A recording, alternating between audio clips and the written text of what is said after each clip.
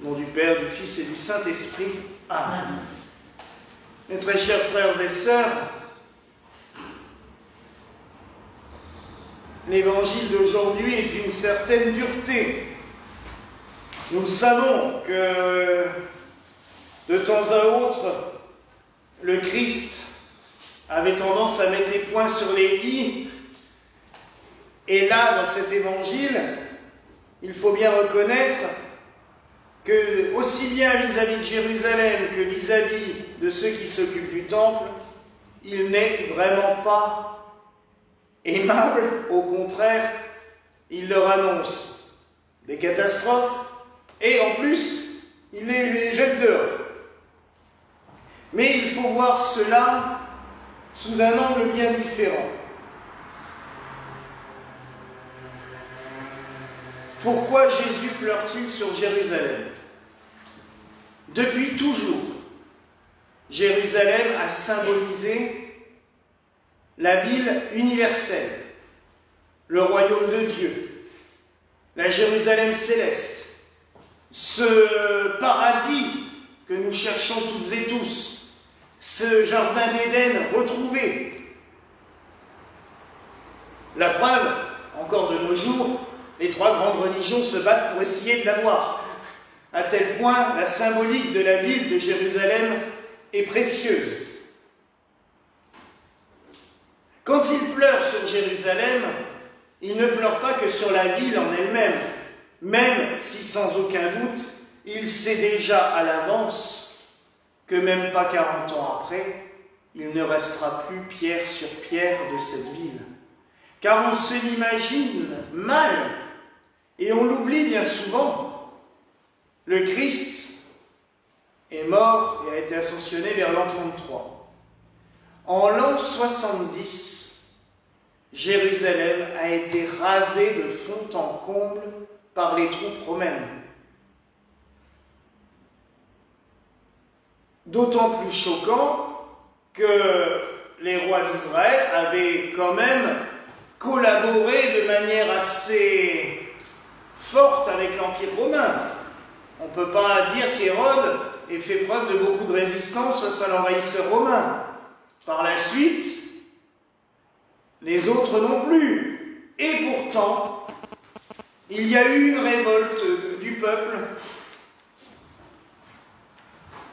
qui a provoqué la destruction totale de la ville.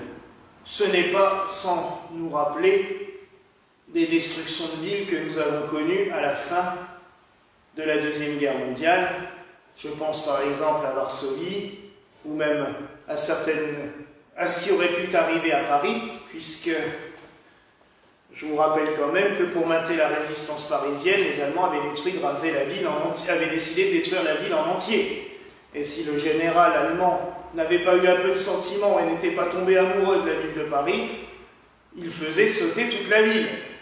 Donc, il est arrivé à Jérusalem ce qui arrive souvent. En fin d'occupation, quand l'occupant voit qu'il ne peut plus jouer comme il veut avec son jouet, il le casse.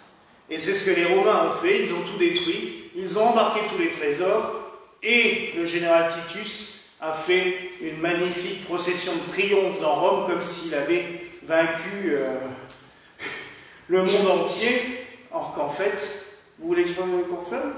Si j'avais fait pour essayer d'avoir un peu d'air. Il y en a trop maintenant, parce que je le sens jusqu'ici, donc ça ne doit pas être agréable pour vous. Donc Jésus pleurait forcément déjà sur ça. Il voyait, il savait pertinemment. Mais comme Jérusalem représente le monde entier, représente l'universalité de tous les peuples, pour cela que j'ai choisi comme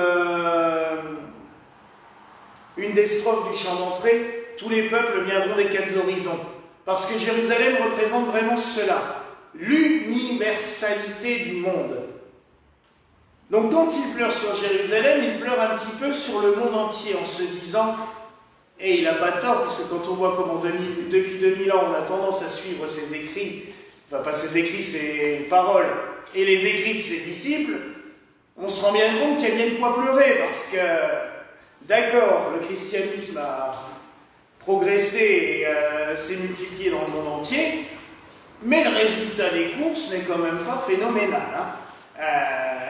On continue à se taper dessus les uns sur les autres, on continue à se faire la guerre, on continue à se détester, on a tendance à continuer aussi à massacrer la création, parce qu'il en parle aussi, un peu plus tard. Donc vous imaginez bien qu'il y a de quoi pleurer. Donc le Christ parle du temple. Là aussi, c'est extrêmement imagé. Il est vrai que le temple de Jérusalem, à l'époque du Christ, était devenu un vrai centre commercial. Puisque les mêmes personnes vendaient aux gens les animaux pour les massacrer, récupéraient la viande et revendaient la viande. Donc vous imaginez le bon commerce. C'est sympa. Imaginez qu'à l'entrée des abattoirs, on ait mis une église, que le prêtre vende les bœufs, qu'on les tue pour les offrir à Dieu, et qu'après il a récupéré la viande de la sortie de l'abattoir pour les revendre dans la boucherie. C'était ça. C'était devenu un centre commercial à ciel ouvert, où on massacrait en plus à tour de bras, alors que pourtant le Christ avait dit au prophète, le Seigneur avait dit au prophète Habacuc, je hais vos holocaustes, je ne supporte plus l'odeur de vos bûchers. C'était clair quand même. Non, on continuait. Donc, matériellement, il y avait de quoi s'énerver, il y avait de quoi prendre sa ceinture et de frapper dans le tas, parce que là, on n'entre pas dans les détails sur la violence. Il dit qu'il les chasse, mais un autre évangile nous parle bien qu'il prend sa ceinture de cuir et qu'il frappe dans le tas. Donc, il a été assez violent. Mais le temple, c'est aussi notre terre. Notre terre que le Seigneur ne demande qu'à élever, qu'à réunir, à recréer ce que je disais avant, ce jardin d'Éden perdu. La terre telle qu'elle avait été conçue par le Seigneur, pour Adam et Ève et donc pour sa descendance, devait nourrir, apporter la paix, la sérénité à chacun. Le paradis tel qu'il est décrit dans la Genèse, tout le monde vit en harmonie. Et il y a eu ce qu'on appelle la faute d'Adam, la faute de l'humanité. On retrouve d'ailleurs ce mythe-là aussi chez les Grecs avec la boîte de Pandore. On a touché à ce qu'il ne fallait pas. L'être humain a voulu faire preuve d'orgueil en voulant savoir mieux que Dieu. Dieu nous autorise tout, il nous dit juste ne touchez pas à ça. On y va. Là, comme un enfant, on lui autorise tout, on lui dit juste tu touches pas à ça, qu'est-ce qu'il va faire? Il va vouloir absolument aller toucher à ce truc-là. L'être humain, c'est ça. Et on l'a fait. Et là, a commencé un petit peu le foutoir, il faut bien le reconnaître. Mais Dieu n'a qu'une seule chose en tête, nous élever. Nous conduire vers lui. Pas que nous les humains, toute sa création. Mais ce temple, qu'est-ce qu'on en fait? Le temple de la terre, oui, on le laisse aux voleurs, on le laisse aux marchands la plupart du temps. Certains s'approprient la terre. Elle est censée nourrir toutes et tous, mais il y en a quand même toujours certains qui vont s'approprier l'eau et l'argent, la terre et l'argent. Vous avez remarqué que maintenant, pour la moindre ressource naturelle, on doit payer.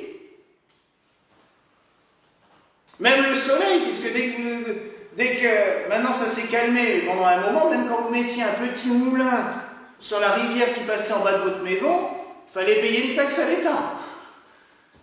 C'est tout simplement de ça aussi que le Christ parle. Le temple de la terre a été livré aux voleurs, aux marchands. Et notre être humain est pareil. Le temple qui est notre corps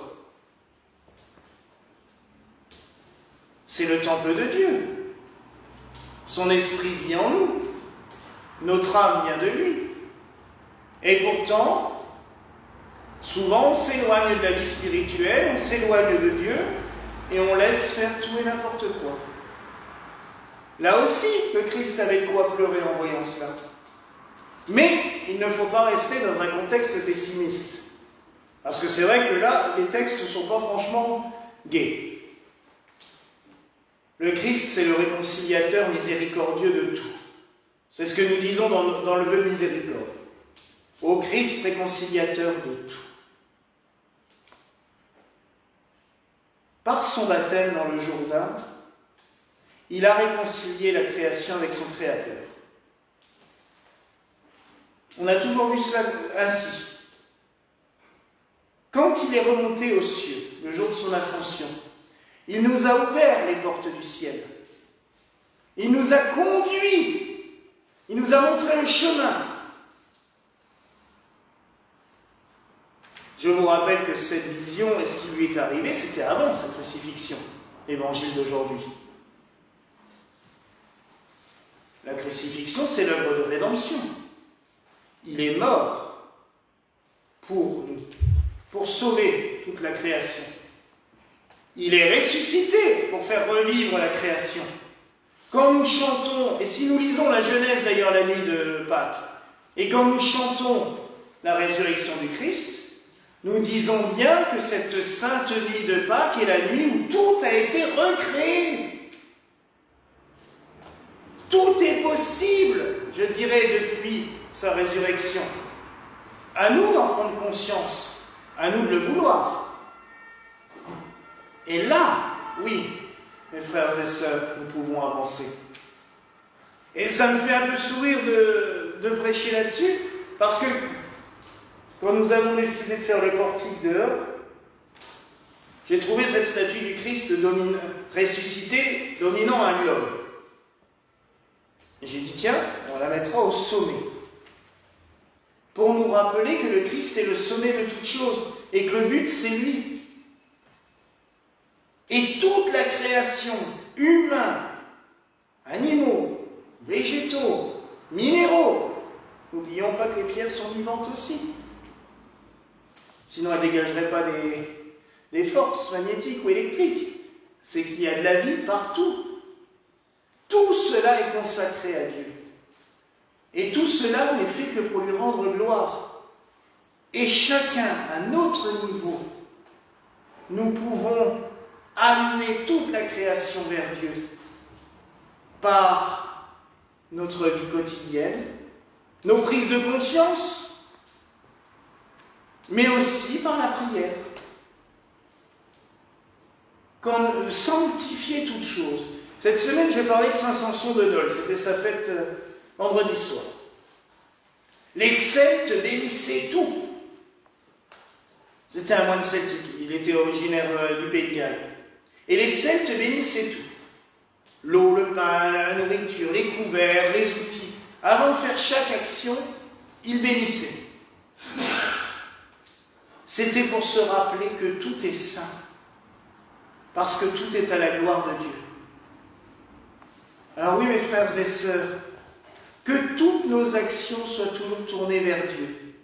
Quoi qu'on fasse, même quand on bricole, même quand on fait n'importe quoi, que nous ayons toujours une pensée vers Dieu. Les frères orientaux ont la prière de Jésus, qu'ils répètent mentalement. Seigneur Jésus, Fils du Dieu vivant, aie pitié de moi pécheur. Et en fait, ça devient tellement mécanique que leur esprit s'élève, quoi qu'ils fassent. Ils sont en train de jardiner, les moines orthodoxes sont en train de jardiner, en train de faire à manger, en train de faire quoi que ce soit. Leur esprit est vers Dieu, tandis que leur corps est sur la terre en train de faire ce qu'il y a à faire.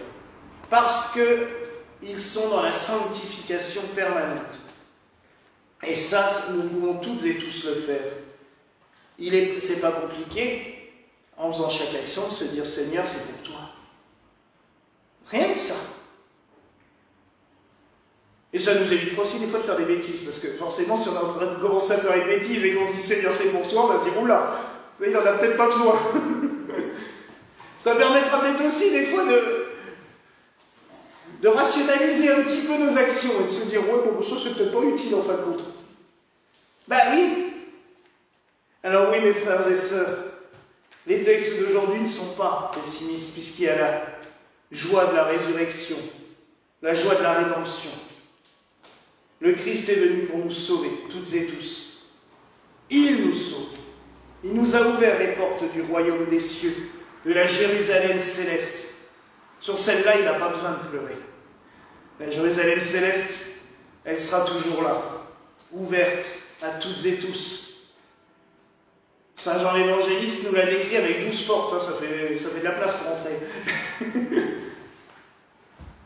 Donc oui, mes frères et sœurs, soyons dans l'espérance et dans la joie, et sanctifions toutes choses, toutes nos actions et toute notre vie. Voilà la grâce que je nous souhaite en ce jour, au nom du Père, du Fils et du Saint-Esprit. Amen.